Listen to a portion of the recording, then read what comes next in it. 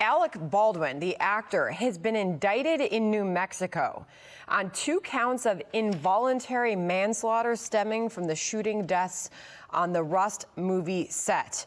He's been indicted in New Mexico, 2 counts involuntary manslaughter from that Rust movie set. We're starting to get some more details right now. Mercedes Colwin is joining us. Mercedes, what we're learning so far is that this grand jury has indicted him.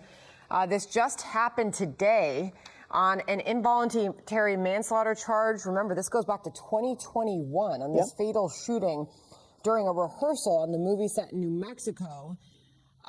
This obviously brings back and revives what has been a dormant case against this A-list actor. Your reaction? It's great to be on with you, Sandra. It is not surprising. I mean, obviously there was a death involved in this shooting. There had been a lot of focus on whether or not Alec Baldwin actually acted recklessly, which is one of the underlying pinnings of an involuntary manslaughter charge. And when he was handed the gun, and he didn't check the gun separately, except he just accepted the fact that that gun had no bullets in the chamber, and therefore it resulted in this fatal shooting. So it is not surprising the prosecutors have been pretty aggressive from the very beginning, especially when there's a death involved. And involuntary manslaughter doesn't mean that he intended to kill anyone. It was that he exhibited reckless conduct with respect to the handling of the gun that resulted in this fatal injury. Hey, Mercedes, it's John here. It looked for a while that Baldwin was going to escape prosecution.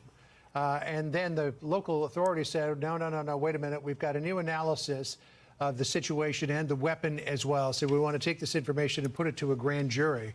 Alec Baldwin had insisted that in the rehearsal that he pulled back the hammer of the pistol, but did not pull the trigger, that the gun just somehow went off. It would seem that authorities probably have disagreed with that. Exactly right, John. And that is the pinpoint of this prosecution. He did make certain statements publicly that he never pulled the trigger. And then the ultimate question was this. If he didn't have his finger on the trigger, how could the gun have spontaneously fired?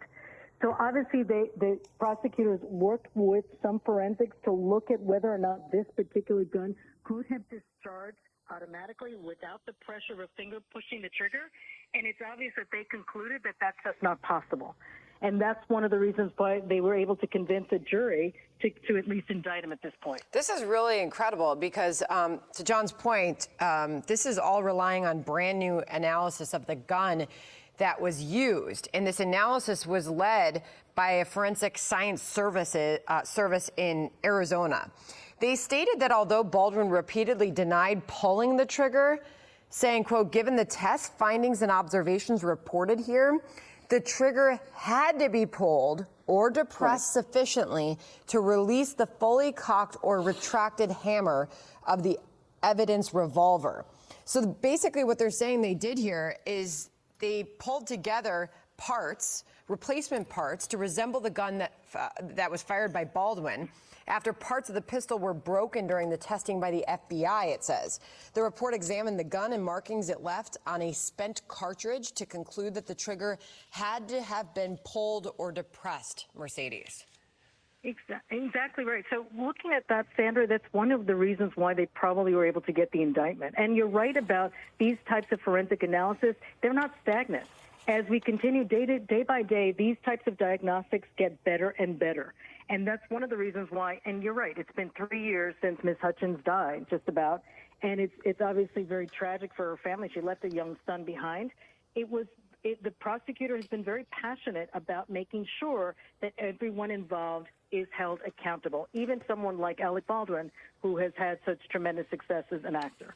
Well, let me ask you this as a defense attorney, going back to the point that Sandra was making here. It says in the AP report that the analysis from experts in ballistics and forensic testing relied on replacement parts to reassemble the gun fired by Baldwin after parts of the pistol were broken during testing by the FBI. It seems to me that any defense attorney worth their salt would poke holes in that, big ones.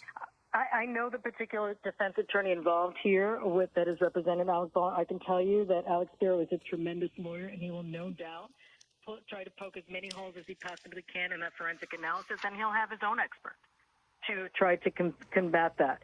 but it will be the battle of the experts. I mean, this is just step one.